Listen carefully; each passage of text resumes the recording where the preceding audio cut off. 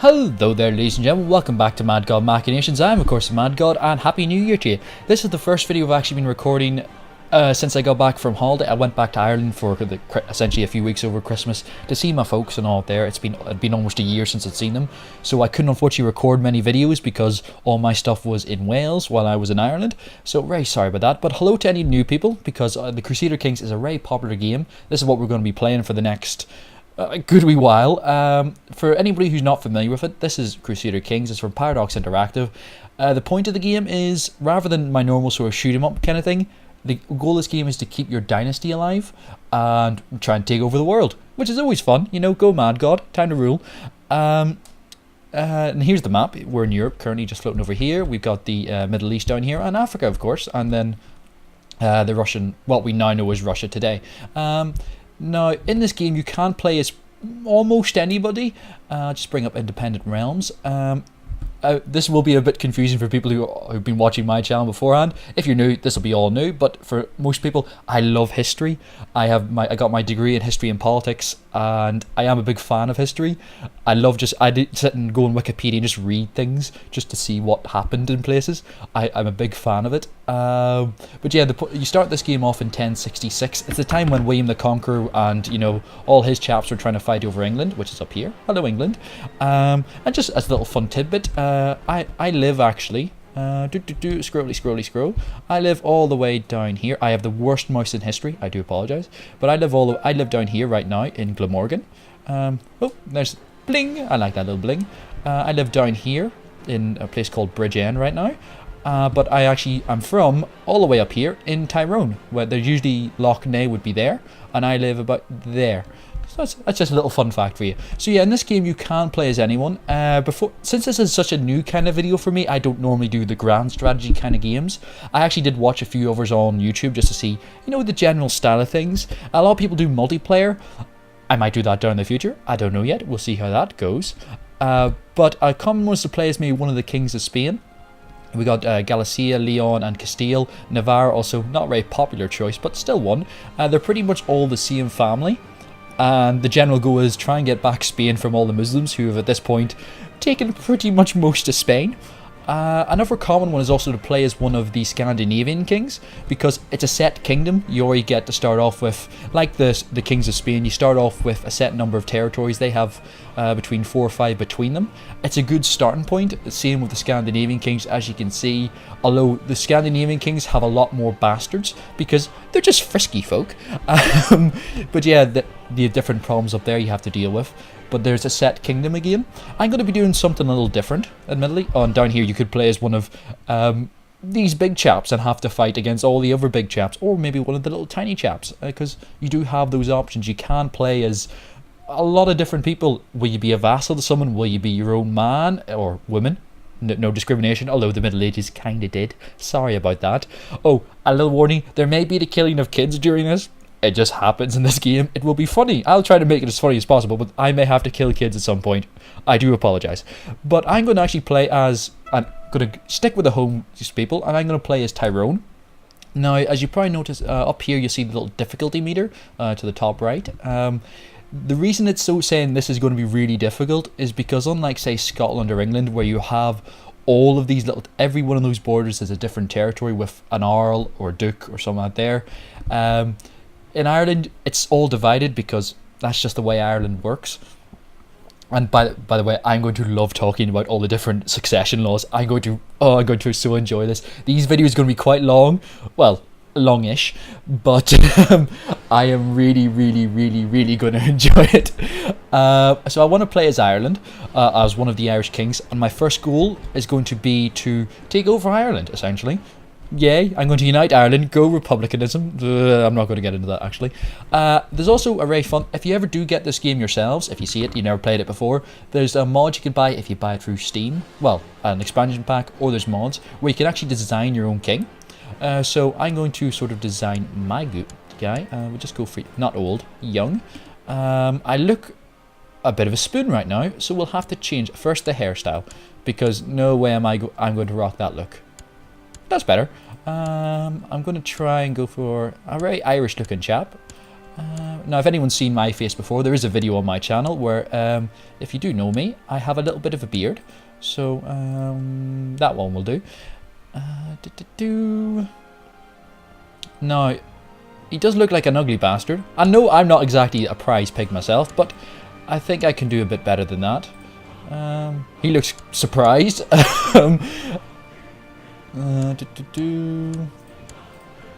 What do I look like now? That's more like me a little bit. Okay, no. This is not an exact art. I'm not going to really be too worried about how I look. It is, after all, just how I'm going to start off my gene pool. It's not critical, I suppose. There we go.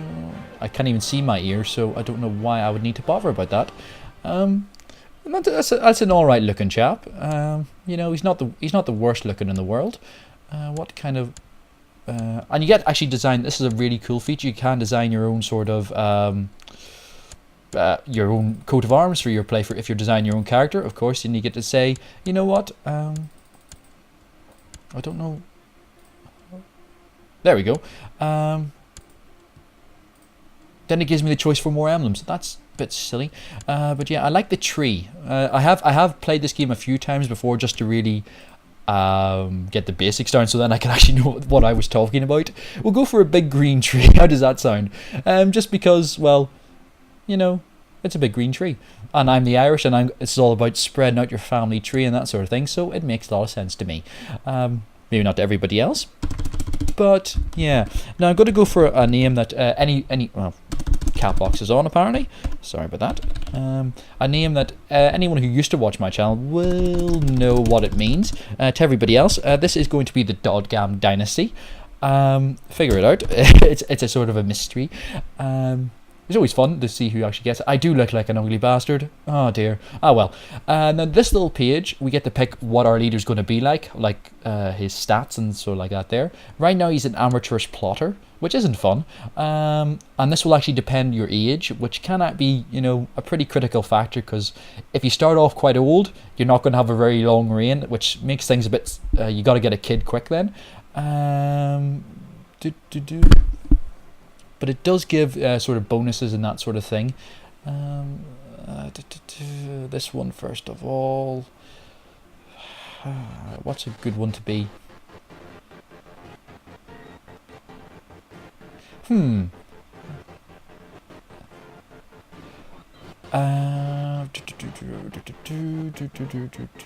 See, this is immediately when you gotta get sort of gotta start really thinking how you're going to go about this, because detached priest, I'm not going to need much intrigue. I'll go for that one.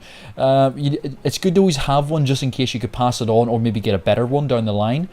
But this one, as you can see now, you can pick a bunch of more stats, which essentially like different traits. Like, am I going to be gay? I don't think so, because I really need to focus on the kids. It is all about the kids at the end of the day.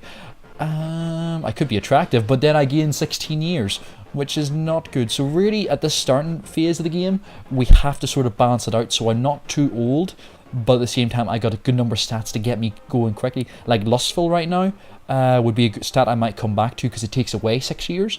But we'll scroll all the way down. We'll start at the bottom and we'll work our way up. I could be scarred. Gets me a bit more prestige. Yeah, that'd actually be a good one. These are some which go for the Muslim nations, because you can sort of be on, what do you call it, going on your pilgrimage to Mecca, which is sort of a big thing in the Muslim world. I can be cruel, and that takes off 10 years of life. Be cruel, you'll 10 years younger. Trust me on this one. See, just is a weird, just, be just, you'll be a nice sort of guy. You'll be, you know, here's the weird one. Patient, actually, being patient, you get to be younger, so I will take that one.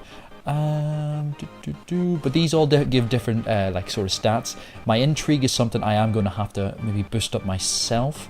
I could be brave. One option is to not take a lot of stuff right now and then just sort of see how it goes. Alternatively, take something really, really good and like say diligent, which adds 15 years, but you see it adds a point to everything. and then balance it out by taking these are what like the 7 sins and that sort of stuff. So I'll take lustful. Now this will add sort of different prompts during my game, in which I might get saying, oh, I'm fancying sort of that woman from my court, naughty, naughty, naughty. But it'll make anything a bit more unique. Whoops, I just dropped something. Ignore that. Yeah, so let's see what else I could get. I'm 25 at the minute. I may not go for a lot of stats. I may just sort of play it by ear. See, some of these, like Imbecile, you lose 65 years. So you could load up on great stats, but then be a complete moron. And there's nothing saying you can't have two things that would be opposed to each other at this point, which is kind of silly. If I'm excommunicated, I lose 20 years. That's brilliant. Some of these are really funny, like you could be possessed. It means people aren't going to be so trusting of you, and your bishops, because you have like vassals within every sort of kingdom, like the guy who runs the church in every territory. They won't like you if you're possessed. If they think you got the devil in you, they're not going to like you. They won't invite you to anything. It's horrible. I'm just taking a sip of Coke. Drinky, drinky, drink. Keep me awake. I'm planning to do a lot of recording right now, so I'm not going to go for a lot of... Oh, no. No. Balls. I hope they didn't change that. Oh, good. I still have some stats. I might just tweak some things. Diplomacy, very good sort of how you interact with everybody else. Martial might come in handy. Intrigue, not really so much. I don't want to load up too much on stats because I'm not married. I could be married. I could start off married, which could be an option actually. Does it add many years? It adds 2 years to be married. So right, potentially I'll start off married just to sort of give me that heads up, because there aren't a lot of characters at the beginning that are, because everyone's already at the stage of the game, at the start of the game. There's not many free women. There is one that I'll talk about when we get it started. But it just doesn't go well. Fertility, being Irish, I already have 70% fertility, but I will boost that ever so slightly to 60%. I'm Irish, I'm meant to have a lot of kids, so I'm already married. I'm not going to actually take sons now because I believe that adds a lot. Yeah, 5 years if you already have a son. I am going to play it by ear. Hopefully we'll get a kid quickly, otherwise the line will be in trouble, the Dodgam Dynasty. But I think that actually will do us for now. We'll actually get started. I'm Irish, I'm Catholic, shocker. And here we go. So now we're going to get into the game. And I just hit play. There we go. Initializing game. So I am now the Earl of Tyrone. Look, some people do have, especially the American commentators, God love them, but when they try to play, it's paused already. When they try to play this game, they cannot pronounce anything. It is quite funny listening to them going like Leinster, the county of Leinster down here, which is made up of Leinster and Ossory in this game. It's a dukedom that you can get in the game. They all call it Lannister because they've all watched Game of the Thrones. It makes me giggle like no tomorrow. I love it. But yes, this is the world now. Now, one option I was saying, down here in the Holy Roman Empire, there is someone called the Duchess of... There she is. The Duchess of Tuscany. She's not married. She's 20 years old.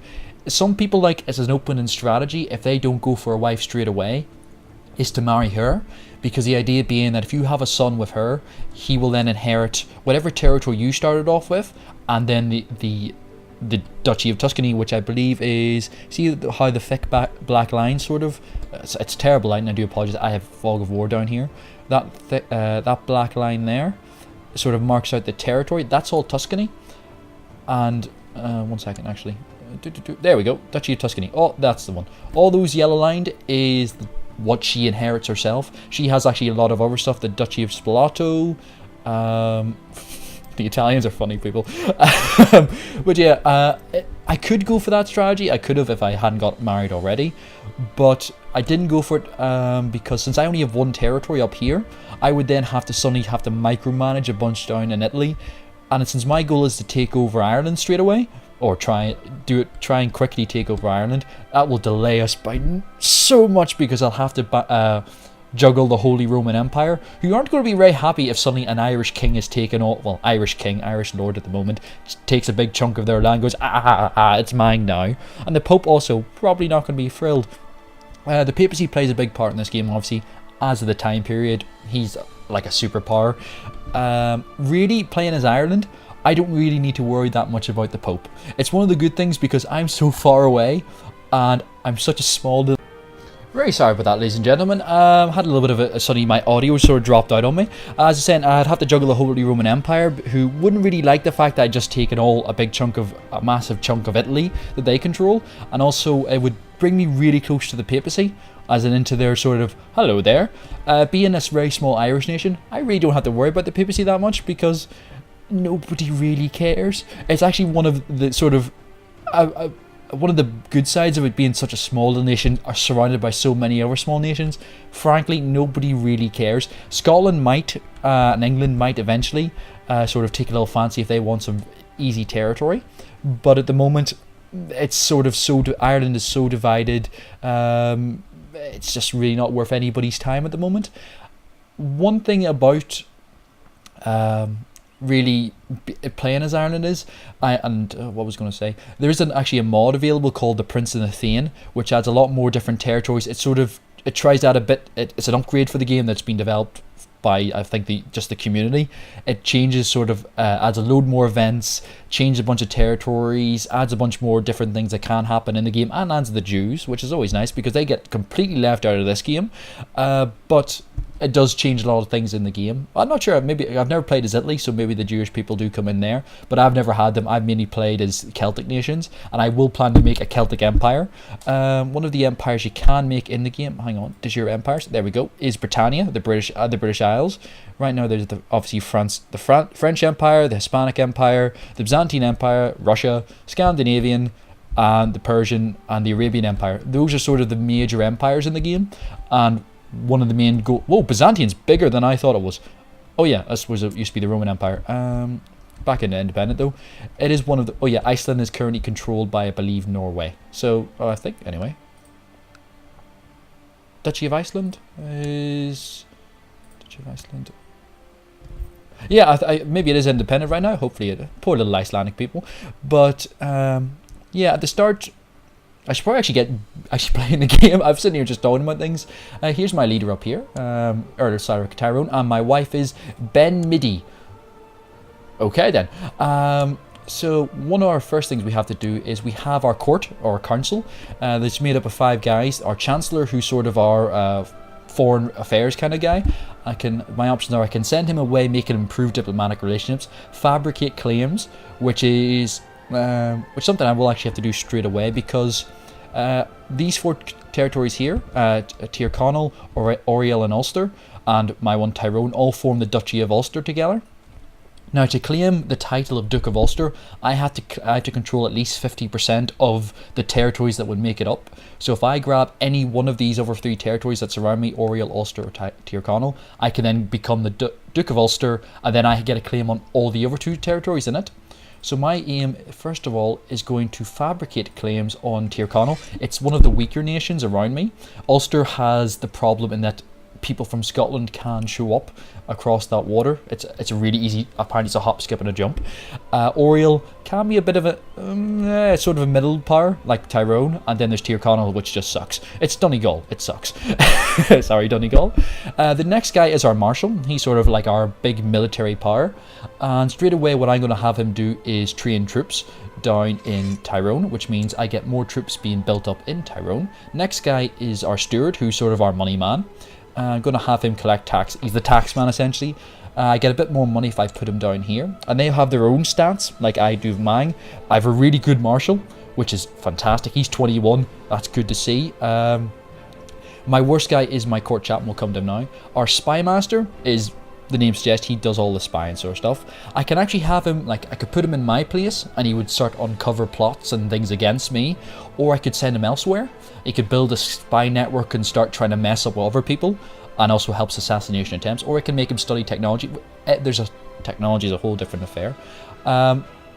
Yeah, so I will, for the meantime, what can I have him do? How good is he at doing it? That's the question. He's actually very good on the technology front right now, so I'm going to try and get a quick boost on technology. So I'm going to hop over to England. the thing about England is they are likely to have better technology than the Irish would have, so it makes sense to sort of go over there. I could check that out a bit more, but I can't be bollocks. Now, the court chaplain has a weird job in that, since in my territory I have the bishopric of Derry, there's like a bishop in charge there. I have to balance out his relationship with the Pope and mine. If he likes the Pope more than me, that's where he'll send his money to, and I need his money, so I need him to be my friend. So I'll deploy my chaplain here. There we go.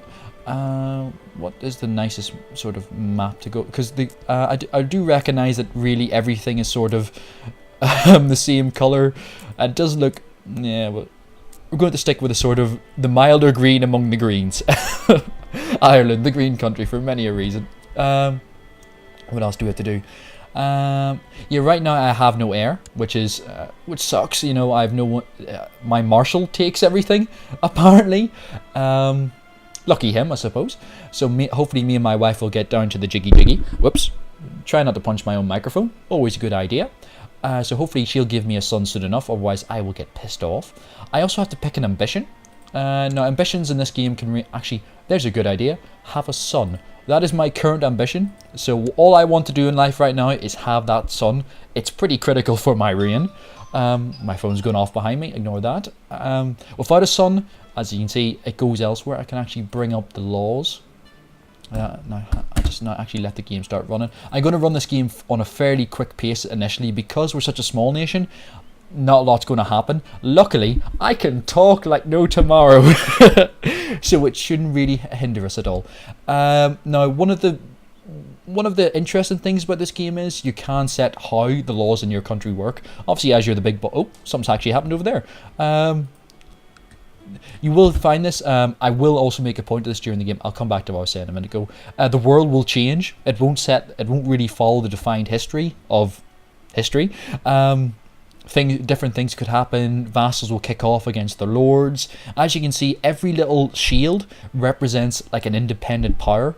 Well, I say independent power, a power. It's like obviously within England you have the biggest one there is the King of England. Then you have his dukes, and then you have little counties which are all by themselves. I think that's actually just a barony that just happens to be controlled by something else. We've got the Welsh actually still kicking around, which is nice. I do hope the Welsh last. The problem in Wales is you've got a really big neighbour, and if England's sort of saying, you know what, I could get a territory, hello there Wales, it gets a bit annoying for the Welsh, admittedly. Some nations are like the Isle of Man, they're currently all by themselves. Carrick all by themselves as well. Good for them. It makes Ulster a bit safer. I have less chance of Scottish people showing up and messing around. Right now Scotland isn't actually united. We've got Norway up here, and what we call the Isles, which is usually all these powers, Carrick and the Isle of Man included. They're currently separate. They don't want to really be part of that, so they're doing their thing. I'll keep the game running, but I will make sure to go through the map on occasion and see, you know, what's happened to everybody and laugh at them. But yeah, the laws of the Irish are a bit weird in that I currently, it's a Celtic thing that it was common during the time. It's called gavelkind. Now, it's a problem that I'll have to change really quickly down the line, because under gavelkind succession, if I have 2 sons or all daughters, all my titles get split up essentially. I tried to eat mossy, but food is, and I do not want to be gluttonous. I didn't get the temperate. Okay, but the problem with gavelkind is once I start spreading out my territory, like once hopefully I take over Tyrone, if I have 2 sons, the people of Middlesex, yay, that's brilliant. So I've got some more, immediately some more technology there, which will give me an advantage. I do need to build. It's sort of going to be a focus I'm going to go through later on, but I can't afford anything right at the moment, so no point on with that. Oh, yay! And my wife is pregnant. And that's a good thing about keeping this at a fast speed. Things are going to happen a bit quicker. Now, as saying about gavelkind succession, once I have, say, 2 territories, if my guy were to die and I had 2 sons, they would split everything. If I was the Duke of Ulster, however, my first son would get my primary title, which would be the Duke of Ulster, and then my second son would get one of my territories, like one of my earldoms, which could either be Tyrone or Tyrconnell, and then he would get his own sort of court and that sort of things. So down the line, once I actually can do it, what do I need? I have to reign it for at least 10 years. Since I'm a new guy, I haven't been doing it. But once I've reigned for 10 years, I can change the laws, set it to whatever I want, which will probably be primogeniture, which my firstborn son gets everything ahead of everybody else. Drinky drink. Some people like the elective monarchy. I don't, because it gives everybody underneath me a bit more power, which I don't want them to have. I'm going to rule a bit like a dictator, but I'm going to be a kind dictator in that sense. As of course, it's agnatic conatic, which you might not know. Oh, more soldiers! Hooray! Agnatic conatic means my first son essentially gets everything. Girls can inherit, but only when there's no sons. Once I have a son, they get shoved right down the list essentially. But hopefully I'm going to, in a few months, I'll have a son. Unless my wife gives me a daughter, in which case, oh dear. I love my daughters, don't get me wrong, but they're just useless in this current part of the game. They can help cement alliances, they can actually inherit. If I don't have any more kids, they could become my next character, because once I die, I become my heir, as long as they're in the same bloodline. And it is something that you do have to be very conscious of. The character designs in this are not fantastic. This is not a high graphical game. Oh, Scotland's actually kicking off. Cool. That's really good. Oh, and England's actually England's in the proper war for William the Conqueror and all that sort of jazz. He is sort of trying to probably get England. Follow history and all there. My task bore me. And conversation with my courtiers bore me. Everything bores me. I need something new and exciting in my life. I need a Ferrari, but they're not invented for another couple of 100 years. So I could actually go hunting, or take up falconry. Unfortunately, there's a 50-50 chance of something really bad happened to me. Hopefully it'll be a nice hunt, and we'll have a nice start. If I die now, I am... Oh, my horse died. Boo-hoo. If anyone seen my Skyrim videos, you'll know I will take that pretty hard.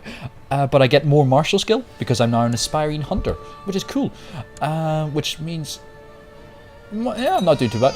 And I've now had a son, so I will have to name him. He's actually been named Cyric as well. He can be Cyric as well. Yeah, that's cool with me. I will name my first son Cyric. He's Cyric Cyric. That's what I love. Like, the game has made the effort to really follow that. He is Cyric Cyric of the clan Dodgam, which is a brilliant name.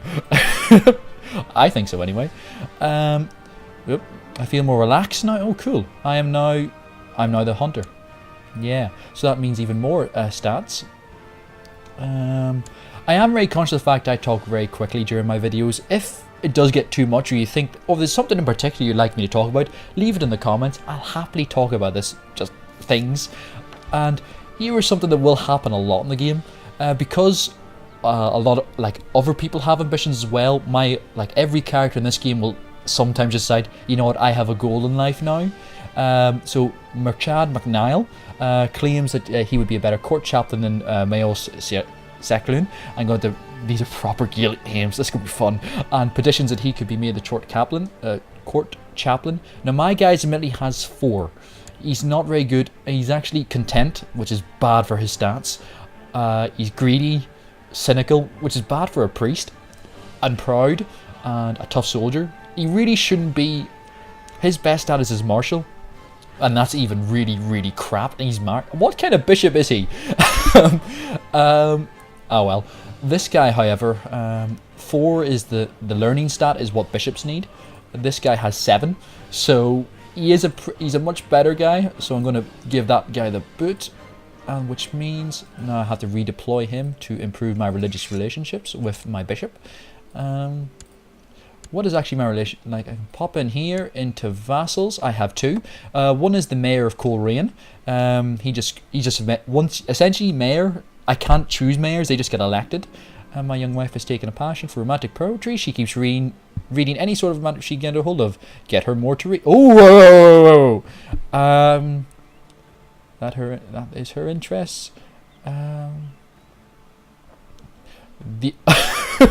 Okay, so my wife really likes romantic poetry. Now I can either spend 50 gold. I only have 57. and then she gains 10% for fertility, which could be good, admittedly. Alternatively, I could say her interests are not mine. She loses 10% for fertility, or I can curse out her books and say they are created by Satan, and she will never sleep with me again. We're going to get her more to read. It's 50 gold, but unfortunately, at the point, priorities, ladies and gentlemen, priorities. I'm going to keep this little boy open. It sort of gives like a rundown of my domain, and I know how. Oh, brilliant! My word. Okay, my bishop, my chancellor is also my bishop. This is interesting. Use it. So, whoa, right, I am now way down on money, which is bad. But now my bishop has done really well in Tyrone. He's got me a claim. Then now the next goal is to really mess him up. That's what's going to happen. So I'm going to deploy really. He's not that good at that job. Yeah, there's no point for that. How am I doing in terms of troops? This is the fun bit. I say fun bit. It's a statistical thing. I can currently raise about 340 troops. This guy has... Oh, balls. I didn't really expect it to get it so soon. My chancellor was just really good, apparently. But I can't... I now have a claim on this place, so once I build up a little bit, I originally planned to sort of invest in some buildings which boosts up how many troops I need. I need 50 gold again so I can build this, and I'll put up the amount of men I can get and how much money I get from the place. She's pregnant, well done. I love grand strategy. I could sit here, and I am going to play this for hours now, just recording this just for the crack of it. I really do enjoy this kind of game. Scotland's still kicking off. Who is everybody fighting? There's a question. It is King Malcolm.